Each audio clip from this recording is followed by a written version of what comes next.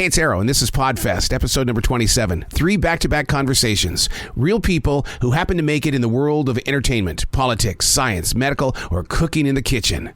Podfest 27 features my conversation with 3 of the funniest comedians known for Kevin Harts' opening act, the Plastic Boys. Then we're going to jump into a chat with Wes Scrantlin from the group Puddle of Mud. And we'll wrap things up with crazy food conversation with a man that's best known for his financial wisdom, Mr. Ralph Nader. This is Podfest.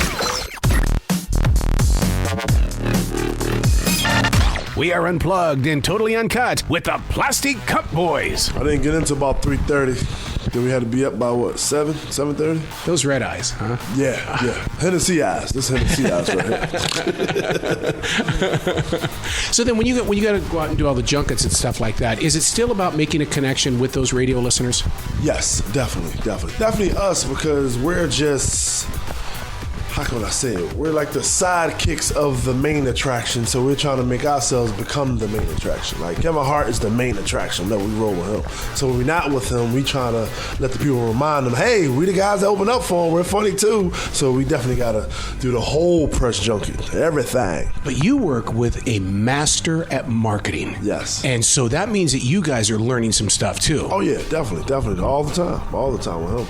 See, I really don't think that you guys are sidekicks at all. Like, you guys have really created your own thing. We were talking about this earlier, and I just thought it was so funny how all of you guys gel so well with Kevin, because y'all all just use real life comedy. You know, it's stuff that we all do. It's stuff that we can all relate to. I was talking about the Hoarders thing, and I was like, oh my gosh, I get addicted to that show too. Like, it's hilarious, and I can't stop.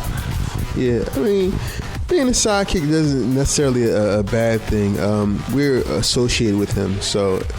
You know, we take the good with the bad. You know, you got Batman and Robin, and you got Bo and Luke, and yeah, those are bad. I go Scottie Pippen. You got to at least say Scottie Pippen. You can't go Bill Cartwright. Nah, but yeah, one thing about he's a master at marketing, because he has the physical energy. And doing things like this, it lets us know how hard it is. You know, the easy part is getting on stage, getting people in the room is the hard part. So not only are we trying to connect with the people that are somewhat familiar with us, but we also want to make an impression on people that have never heard of us. So that's why it's important for us to do well on TV and radio. You guys are socially networked everywhere. I mean, you Google your name. I mean, it's videos, where you've been, how you do it, everything. I mean, that's got to be a cool thing for the new millennials. Yeah, I mean, it's a little oversaturated now, but it's how people make a living now. What? No, I'm just saying that. No, it's not. I'm not saying it in a bad way. We're gonna start this morning off with some $5 words. Saturated. I'm not saying. No, he knows that I don't really care for internet sensations like that. That's what this is about. Not about the word that I just used. Yeah, it's people making a living off of social networking right now, so it's a good thing. But like, you know, more people are getting the opportunity to work because of it. Right, So. and it's kind of the game that you have to play. Like, you know, it might not be the game you want to play, but you got to play to be valid and relevant. Yeah, you definitely do. Mm-hmm. So for you guys, is it like a morning radio show where, I mean, we all know our parts and roles and stuff like that, but you in radio we say you have to have 3 things: a dick, a dork, and a deer. Do you guys have to play the same role? Well, I don't know about a deer, but dick and a dork, yes. I mean, we play our roles. We definitely play our roles. I know I do, because I look at it as comedy is, how can I explain it? Like, comedy is just, it's your life. It's your life, and you just gotta break it down to where everybody can understand your life, and that's what my role is. I want to break it down so when I get on stage, somebody can say, he reminds me of my cousin. He reminds me of my uncle. Just something. That's how I try to do. That's like my role. I don't know about Naeem. Naeem wants to piss some people off at times. Naeem, were you the one that fell off the raft? Yeah. Okay. Yeah, you went way back. Yeah, that was me. Sorry, I've been a fan for a while, but I was just like, oh, is this the Naeem? Yeah. Yeah, that story was exaggerated, but I definitely did. Imagine that, Kevin Hart exaggerating. Right. I thought he told nothing but the truth, all but the truth. So help him. Yeah, no, that was a great day. That was fun. We all fell in. Yeah. See, I listened to that story and I was like, "There's a reason I don't do outdoor adventures." Like, no, you know spent what? so much time perfecting the indoors. It's worth it though. That we fell in. First of all, our instructor had a cast on, and he was already messed That's up. right. Y'all get in the boat with me. Right. No. Hold on. Then he purposely flipped us over. Yeah. Nah. Yeah, he was. What happened? There was a part on the trail where you dip and then the water got into the raft, and then he kept rocking it, trying to get the water out, and then he just decided like, I can curse, right? Yeah. He just decided like, fuck it, I'm just gonna flip them over, and we all went in. So he was. I think he was trying to enhance the experience, but it was kind of scary for us. He was a dickhead. Yeah. So now, how do you guys work on the balance of the entire show? Because Steve Harvey in his last book talked about Charlotte is the worst place he's ever played because the people before him pooped out the crowd. And so by the time he got on, and so he to this day, he learned from that moment because his next night, which was somewhere in Middle America, was his best night ever. So how do you guys deal with the balance of what both of you and then Kevin Hart brings into the picture so that you don't poop out the audience? Well, we just only get a certain amount of time. First of all, people, you mean when we doing shows together or when we do shows with Kevin? When we do shows with Kevin, I mean the crowd's coming in late. A lot of people don't care about openers, so they're not gonna get pooped out. And the show is only gonna be about 2 hours, so he does about an hour and 10, and then the other 50 minutes go to us. So it's never like that. When we perform together, we do a 90-minute show, and we alternate headlining, so we never worry about pooping the audience out. We kind of funny, so we don't think about it. We're kind of funny, so we won't think about pooping the audience out. Y'all are definitely kind of funny. I mean, you seem to be doing all right. Right, thank you. You can hang with Kevin.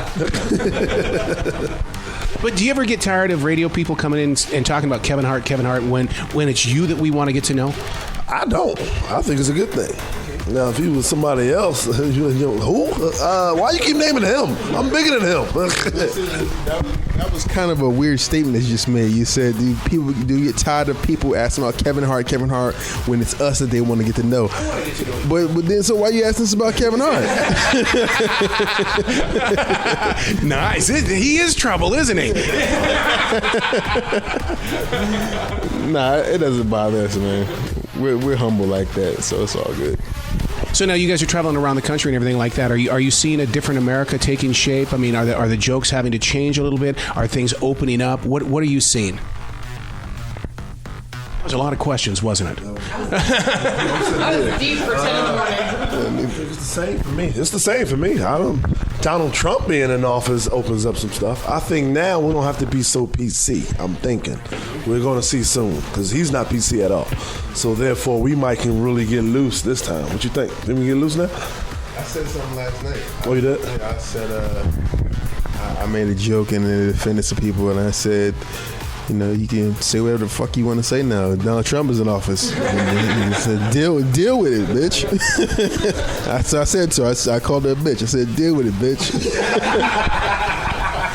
I'm sure that went over really well. So you guys are constantly on the road. Do you guys just ever get tired of people like maybe seeing you on the road and they're just like, be funny, like dance, like, just make me laugh. Like, oh my gosh, I know you guys.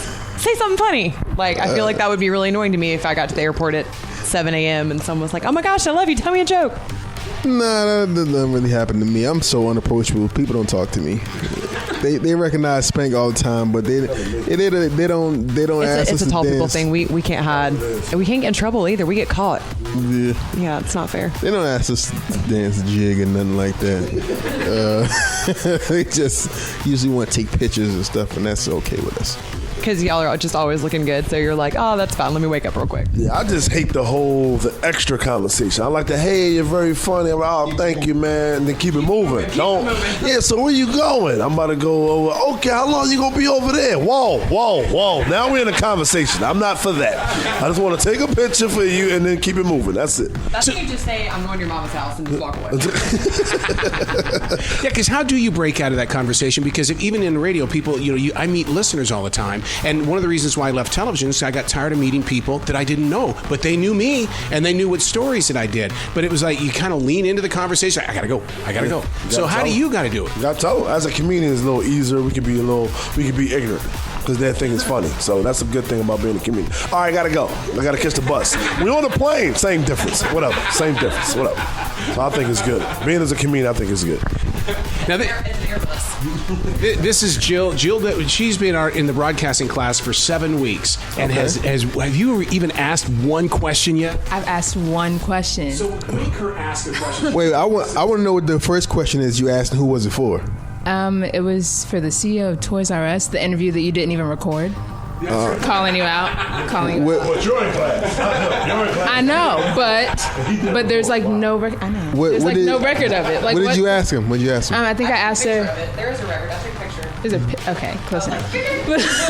But I think I asked him about like the gender of like different toys and like how I don't even remember what the hell I said. Like you have to, if it was different now because is it like girls' toys or boys' toys? See, she knows. You're asking me questions. She knows more than I do. All right, another 7 weeks in class. Yeah, probably. Yeah. So Another 7. We're getting there. So what's your question today? I just walked in here. I don't even know what's already been asked. Just go for it. We just started. I can't do that. Go for it. You gotta be ready. You gotta be ready. Come on. Oh God. Ah, shit. Stop. Because, I mean, you guys have got to ask questions about from city to city to city, because don't you localize your shows to where instantly we tune in? I pretty much don't. I don't know. Like, you read the paper and follow on the news and stuff. I don't know. I used to have a joke that I did a couple tours ago where I would find out whatever was like the worst neighborhood in the city, and I would say, my nephews are mad at me because for Christmas they asked me to get them Angry Birds, and I got them, 3 bitches from Delaware, and I didn't. So I didn't know what they were talking about, So, I would find out whatever the worst city is, and the crowd would love that because it's, a local joke. What's that road? Area. Bedford Road? What is it called? I don't know. Betty's Ford, yeah. Okay. Still nothing? You had time? Still no question? No, nothing. Sorry. All right. God damn it. I made the white woman leave because I was upset about that. They did like a segment where it was like, no. It's like, wait, what? You talking about on the Plastic Cup Boyz special? When Joey showed up with the white girls. Like, all dressed up with like the wig. Right. He had like gold on his ring. He took it off. I was like, it was embarrassing. The white girls. If you like white women, it's all right. They were like, twerk it out. And the girls were like, ee. I was like, oh. Don't twerk. No. It was just like, not okay. Now, do you guys find yourself moving toward movies and different specials and stuff like that? I mean, since the digital platform is like wide open right now. Oh, yes. I'm actually shooting my special on Sunday for Comedy Central.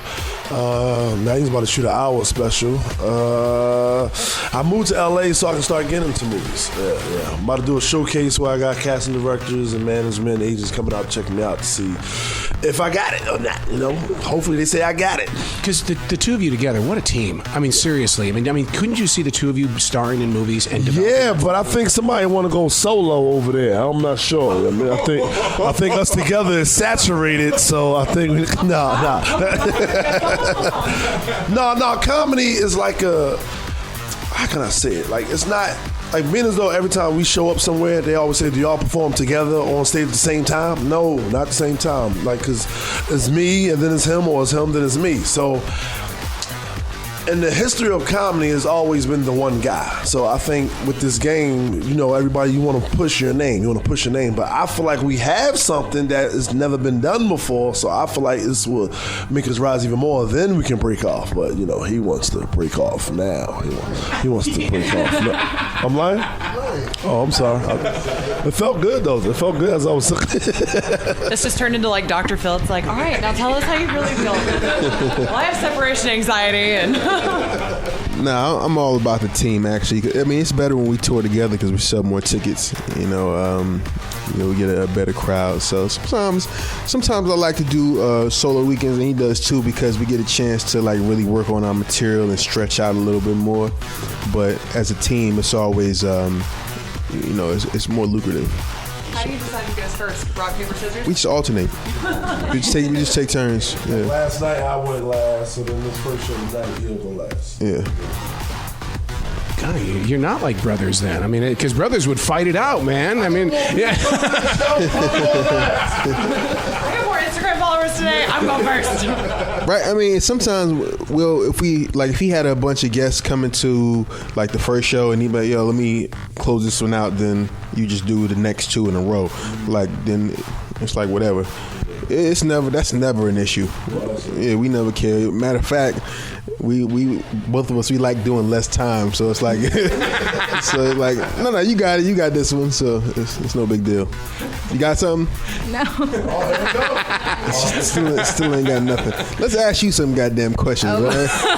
Where you from? I'm from here. I'm from Charlotte. Okay, what do you do? I'm a student and I work retail. Okay, where? New York and Company, Concord Mills Mall. I can't get no discount there. Nope. Sorry. Jesus. All right, we got nothing. You're a female entrepreneur you need to buy a gift for? Not from New York and Company. So what is the best way for listeners to follow you guys, to find out more about you, check out the videos and things like that? You can follow me on Instagram at Naim Lynn, NaimLynn, and that'll pretty much just lead you to everything else. And you can follow me at Comedian Spank. That's on everything: Instagram, Twitter, and Facebook. Excellent. Thank you so much for your time today, guys. No problem. Thanks for having us, man. Appreciate it. Hello and good afternoon. Yeah, I'm right here, dude. I'm in the top of a mountain right now. What mountain ridge are you on? Big Bear. Are you kidding me? Dude, that's quite the place. That's a great escape. Yeah, this little road right here that was windy as a mother flipple. Now, do you go to Big Bear to find the inspiration? Because the last time I was there, I all I wanted to do was sit down and write. That's all I do. And you are quite the writer in the way that first of all, I read a quote one time about how you like to write in windows, and that's all I always tell people. I live a life of windows, and when I read that quote from you, I'm going, oh my God, he totally gets it. Yeah, I'm fortunate enough to have a little bit of a gift for writing, so I pursue it, and thank the Almighty Father above for giving me that. Give me that gift. So, utilize it, So now when you write a song like Just Tell Me, I mean, this is a song, what I get out of it is that I feel a love song, but I also feel the changes and the challenges that's going on inside the song. And at the same time, it strengthens the soul. If you really go back and you listen to the song over and over again, you definitely get the story of the song. Yeah, I mean, it's just like I don't know, it's almost like trying to help somebody out through maybe they have some kind of psychological defects, and you're just really trying to be there for them, but they just kind of never really get it, I just wanted to ask, since you've been going with Puddle of Mud for a good 30 years now, I wanted to ask, has there been a lot of change or adaptation from writing songs all the way back in the 90s to all the way now that you have several albums? How is it adapted and changed? I mean, really, it's stick to your guns. If it ain't broke, don't fix it.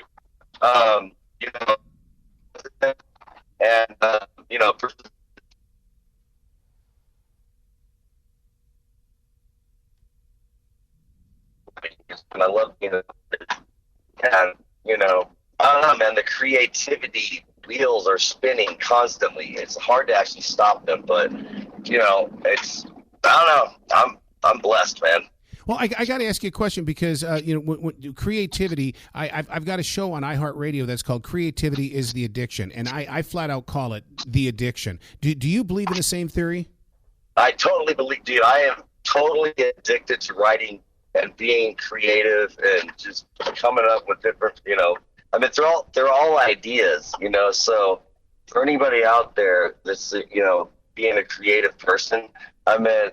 Some may rise to the cream of the crop, but sometimes you just don't get totally there. So, but they're just ideas, so don't beat yourself up about it and just keep going and try to just keep writing and stuff, creating. So yeah. Right. So Wes, I got to know, how does it feel to be the only original and consistent member of the band, and does it put a lot of stress on you personally? You know what? I mean, the thing about being in a band is you're it's almost like you're married to these people, but people have lives. A lot of people seriously just kind of cave in and they just walk away, and I mean, they got their own personal issues and stuff like that. I miss a lot of people that have come and gone, and I'll probably look like the jerkwad for the whole, for the rest of my life. But I didn't I didn't tell people to walk away. I didn't really actually get rid of anybody. It's people miss their families and stuff, and they miss their loved ones and their partner or whatever, and that comes into play, man. And when my mom walked downstairs in the basement in Lake Walcomas, where I grew up at, she was like, Wes, you can't, you suck at doing it. You're not going to be able to play like Eddie Van Halen. He's like a freaking insane, miraculous person, God rest his soul. So she said, here, write your own songs, write your own songs. A lot of it comes down to money and stuff like that. And, and it's really struggling to be on the road, man. It's a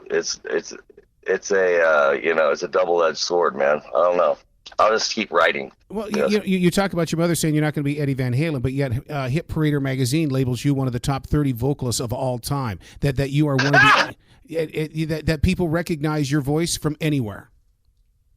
Well, that's cool. Thank you for that news. Shoot, you just brightened my whole day up, dude. Thank you. Lane Staley's gone, God rest his soul, and Kurt's gone, God rest his soul, and Chris Cornell and Chester. And, I feel like they're like angels, and they're just giving me power and, giving me creativity and stuff like that. So I just channel that, and I love those guys, and, they're like little angels, hovering around, here, we got your back, So that's pretty cool. You're back out on the road again. What is that feeling like to be in front of those crowds? Have we changed as fans? And if we have, how can we get back to the way that, we had that connection with the band? Well, I mean, it's been it's been a very, very awkward, it's been a very awkward time in life. I was just trying to pay attention to the guidelines and trying to all I did was isolate and just write songs, man, every day. I mean, shoot, I hate to say it, but it was almost like a blessing that it was take a break and write some tunes, and be artistic. So I don't know, might sound weird, but sorry about it, whatever. I wanted to know, how do you get yourself in that mindset where you're just freely able to put pen to the pad, put words to, and just really get the songs written in a way that okay, this is definitely something that I like. I wrote this. This is really good. Well, like you said, pencil to the paper, pen to the paper. You just got to get down to the nitty gritty and do it. I always notice that when I'm writing songs, a little bit of sleep deprivation always somehow magically helps. When you're really, really tired and, frustrated, I don't know, it's just really cool stuff comes to you when you, I do writing sessions and like, 3 or 4 days straight in a row, man. And it seems like at the tail end of it, you start getting really, really, really creative, and inspired. I don't know. It's crazy to be a songwriter, dude. Yeah, and speaking of those writing sessions, like what mostly inspires the lyrics? Just, emotions, life, just, I mean, what I'm saying? It's like, it's just, yeah, I mean, it's just about a lot of emotions. You're trying to like, basically help people, and reach people in a positive way. And, I strive for that. I try to get under people's skin and, give them some hope and love, Yeah. Now, in your writing of music and everything like that, a creative mind, no matter where the writing is, well, I mean, it goes to it. I keep a defrag journal where every afternoon I go in there and I defrag the day. Do you do anything like that, or do you journal every day? Oh, yeah, like, okay, yeah. I don't have enough time to do that because I'm constantly writing, and anything like, that like kind of comes in between me and writing, and being artistic and creative, I don't have any time for that kind of stuff, but, I say my blessings and my Our Fathers and, keep God first place. And if you do that, then, he'll give you some blessings and stuff, and he'll help you out. And, it's cool, man. He'll, give you some power and some inspiration and stuff, It's really interesting to hear your process, and it seems like you are, kind of solo in your process. Are there any people around you that you kind of trust to tell you, yeah, this is great, or maybe, something that you might need or something that it might be missing? Are there people around you that you have like that, and how do you go about curating that circle for yourself? What I do is I love to, bounce ideas. I like to write in front of like someone or something that's like there.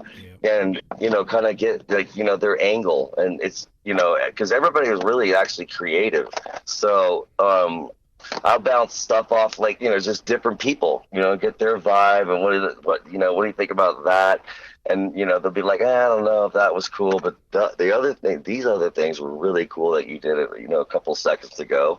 And it's good to actually, collaborate with, different people. I mean, even women, I love to actually bounce stuff off. Like if I'm writing a song and creating a song, I love to have a woman just sitting right in front of my face. And, it's either that's awesome or, that fucking, excuse me, that totally sucked. But yeah, man, yeah, I like to bounce stuff off girls, man. It's pretty cool. I'm not trying to be like perverted in any way.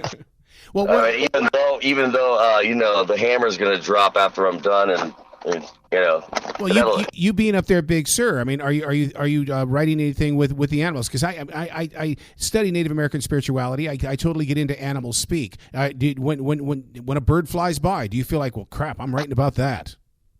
Well, I mean, there's like a magical fairy bird, and you have to just keep going, and then all of a sudden this like little bird, like the songbird as I call it, and it lands on your little shoulder, and it just gives you some awesomeness, man.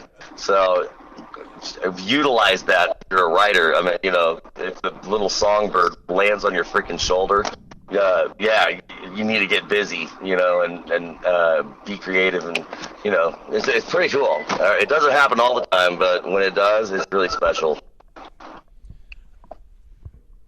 I wanted to ask, I know it's in several songs, but one of the things I hear in the song "Uh-Oh" is I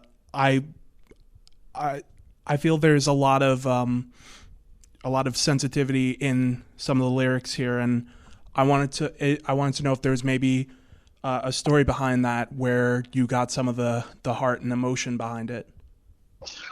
Yeah, I met Christian Stone. He was playing guitar in the band for a while, and I mean he's clean and sober for I think 15 some odd years.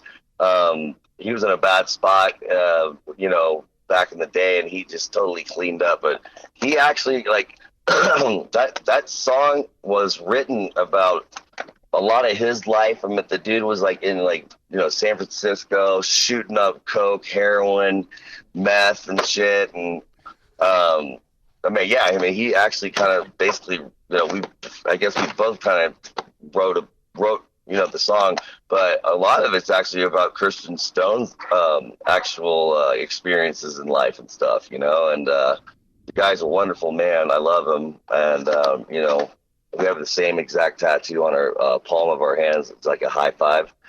And he's a wonderful songwriter. I hope he doesn't stop writing songs. Well, speaking of songs and stuff like that, you know, the song "Just Tell Me" is, I mean, it's brand new to a lot of listeners now. And but you talk about you were writing music during COVID. That's still fresh. Are we going to see a fresh album very soon? Like maybe after this small tour you're on? Hell yeah, dude. Yes. I'm actually on the way back to Los Angeles from Big Bear, and I'm basically, after I get off the phone with you, I'm going to call the label, and we'll get the ball rolling. The COVID thing's kind of a little bit crazy. Everybody, like a lot of artists, are canceling, and I'm on the fence right now about maybe like pulling this show on Friday because the Saturday show got pulled. So it's just a weird, awkward situation because I love to play music and do live shows, man. Crap! Inside your creative mind, are you saying, "Ah, crap, here we go again"? I mean, it just feels like it's March 2020 all over again. Well, I mean, yeah, it feels weird, man. I mean, you know, I don't want, like, I just did Sturgis, you know, and awesome show, but it's kind of like a big petri dish. I don't know if it's spiked there or not. I get a little worried about the fans that come to the shows, you know, and they're like packed in there like sardines, and you know, it's just really awkward, man. I don't know. Yeah. Well, you got to come back to this show when you finish that next project, and we talk about that as well, because you have got more stories, and I love sharing your journey with listeners. Yeah, I mean, there's plenty of insanity. Believe me, man. Yeah, I mean, I'm trying to get this thing together where we're gonna do like this. I'm trying to get Fred to be the director of this movie and stuff, and it could be like, you know, Korn, Limp Bizkit, Puddle of Mud, Stained, and it could just be like the magical moments and, you know, trials and tribulations and extra funky, weird freaking situations that, you know, we all deal with on tour and stuff, and yeah. Well, and it has to be played in a Dolby theater too, because I mean, Dolby would give me the best quality sound, plus the seats vibrate, man. I mean, because we would have to hear that thunder as it moves through. Yeah, man. I mean, you know, shoot, turn up the bass, man. I don't know. Dolby, yeah, Dolby. Hey, man. Yeah, I love Dolby. They're monstrous. I do have to ask though. Speaking of tours, you guys got to come to Charlotte sometime. Are you guys have any plans for the tours? I was just there. Oh, we missed you? No, that was Savannah. Hold on, that was Savannah. Man, I mean, shoot, there's so many shows, man. I love Charlotte. I mean, seriously, man. There's like a strip club over there, man. That's like super, super dope. Uptown Cabaret. Uptown Cabaret. Bingo. And I never, ever, ever go to strip clubs, but that was a good one. Dude, the only reason why I know that place is because they would advertise they have real mashed potatoes. You had to come in there for lunch for the real mashed potatoes. No doubt. I love, but where's the fake one? Is there fake mashed potatoes? Right. Maybe that's something that flew by my head. I don't know. Maybe it's all right. Yeah, I don't know. All right. So what's the website where listeners can go to give you guys lots of love? Because I know you guys have merchandise and stuff like that we need to get off the shelf. Yeah, puddleofmudtv.com. And yeah, man, I got my family running the whole show now. So yeah, it's great, man. I get to talk to my mom and, you know, my family every day. And it's pretty cool, man. Actually. Well, come back to the show anytime in the future. The door is always going to be open for you. Okay, Wes? I love you, man. Thank you. You be brilliant today. Right on.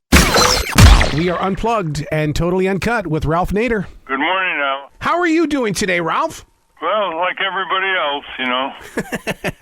Yeah, but look at what you've delivered to everybody else. The Ralph Nader and Family Cookbook, which is so perfect because instead of eating the same old food like we have been for the past 15 weeks, you're giving us some new ideas.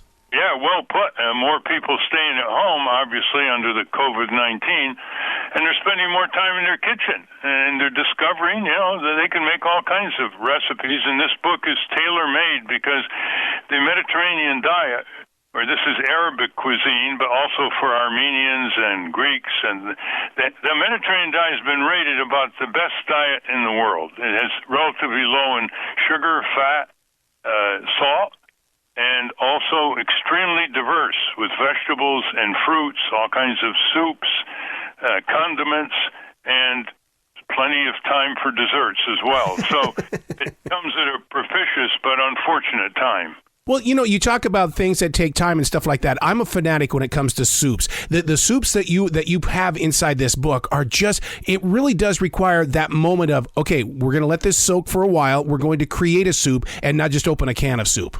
Yeah, that's right. Lentil soybean soup, cannellini bean soup with Swiss chard. And the one that really raises eyebrows was developed by George Newjame, who has a restaurant in Connecticut. It's the best-rated Mediterranean restaurant, actually, Newjame's Bistro, and it's garlic soup. And I must say, you know, when I first heard that, I said, garlic soup?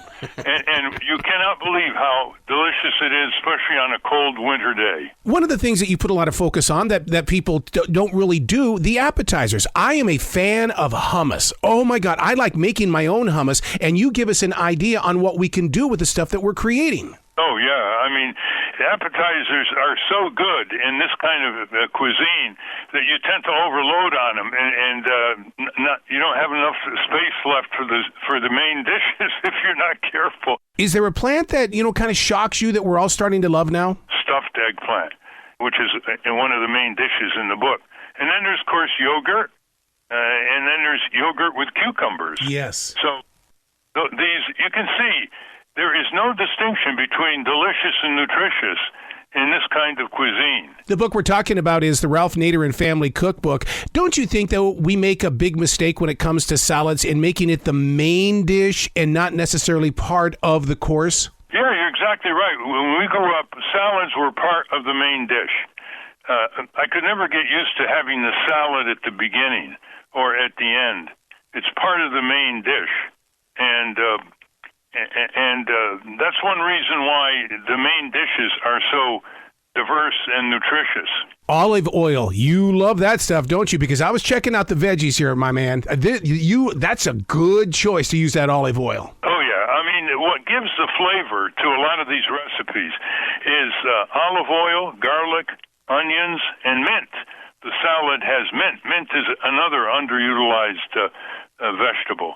That's so funny you bring that up because we have a mint garden here, and I've started using a lot of mint during this whole entire COVID because I'm trying to discover all these different flavors. Well, you point out to something that's expanding now. More people are starting gardens in their backyard or expanding gardens, and mint is a real hardy plant. I mean, once you get it in the ground, it takes care of itself every spring.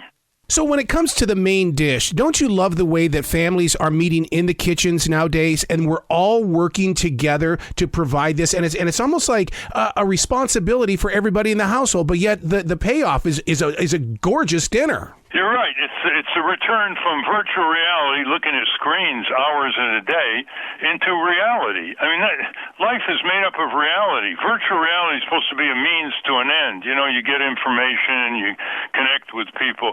But now I think more people are reintroducing themselves within their own families, and they're looking at each other in the eye, and they're conversing. And I hope that this sets a trend because more and more people, especially young people, are spending 7, 8, 9, 10 hours a day looking at screens of one form or another. When it comes to this book, this is the thing that's going to happen. It's going to be passed on to the next generation because the quality of the book, with the cover and everything like that, you put a lot of thought into this thing, knowing that it needed to reach beyond where we are. Yeah, it's more than a cookbook. I have a long introduction that shows the essential role of food in a family context, in education, in conversation around the dinner table, so that we have our small talk, obviously, but why not some big talk about important things in life? And food is what attracts the children and gives the parents their undivided attention. I mean, good heavens,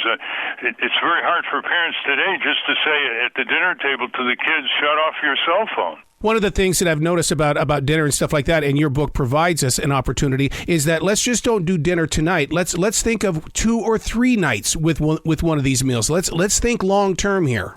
Oh yeah, I mean it gives a new name to leftovers. I'll tell you. I mean, there's no leftovers actually taste better. A lot of the recipes here, they're actually better the second and third days. Well, congratulations on this book. I hope that you grow this beyond just the book, that you turn it into some show that's on television or you make it a podcast, because you have so much passion for food, sir. That's a good idea, Arroe. I have a radio program, Ralph Nader Radio Hour, and it's good to fit that in because people are always interested in good food, affordable food they can put into delicious recipes themselves.